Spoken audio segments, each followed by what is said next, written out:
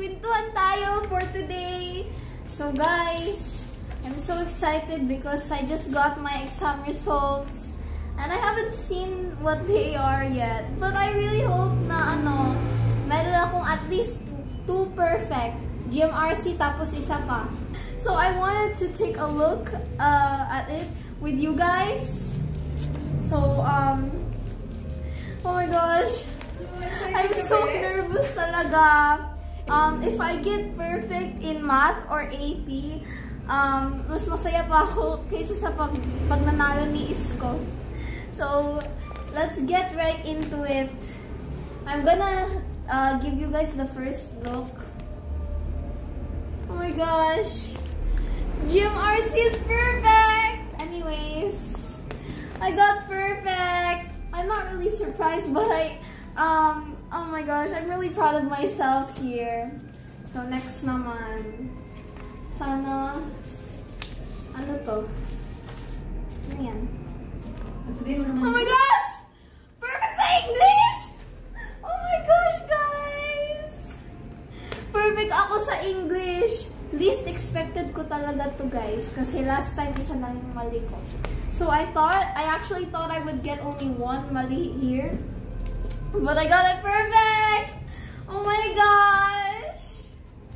Okay, next naman, I'm nervous. Sana perfect rin to, guys, because I know na pagkatapos ng English, after this English paper, it's probably going to be Filipino. Because that's what it usually is. So, what if perfect ako sa Filipino, guys? Sana naman.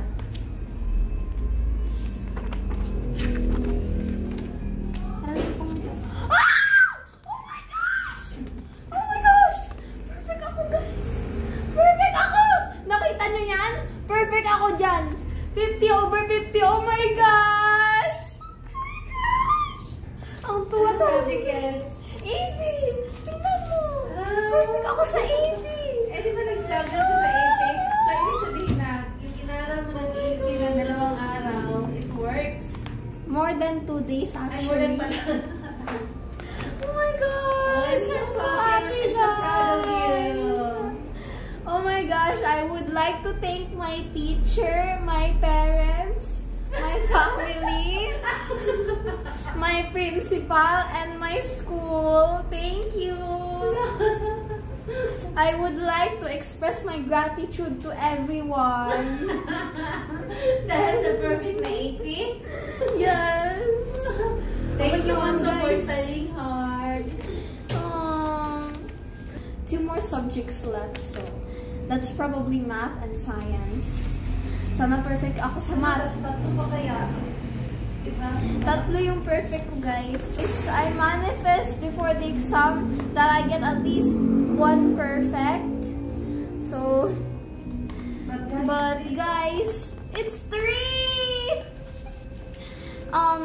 I expected GMRC as my perfect, but not really. I just manifested I get perfect other than GMRC, pero that's okay naman. I got 3, and I'm really happy for that.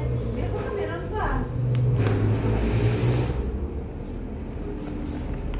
Ito, math, kasi there's barely any letters. Okay, I didn't get perfect in math, pero okay lang yan. At least hindi sa 5 points each ako nagkamali. I got 3 mistakes, and that's okay. Okay lang yan. Okay lang yan. Okay lang yan, guys. I accept my mistakes. That is okay.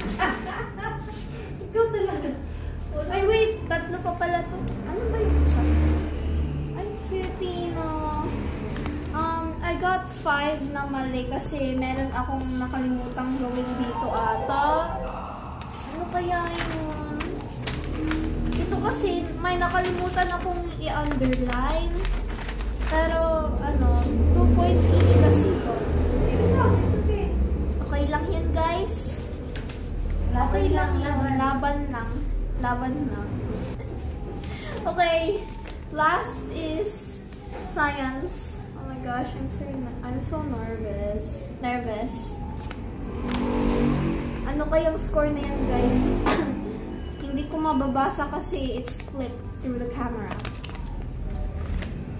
44/50. Okay lang yan, guys. Laban lang. Because I spent more time studying in AP than this. So I gave up like 6 points of my score in science to get perfect in AP.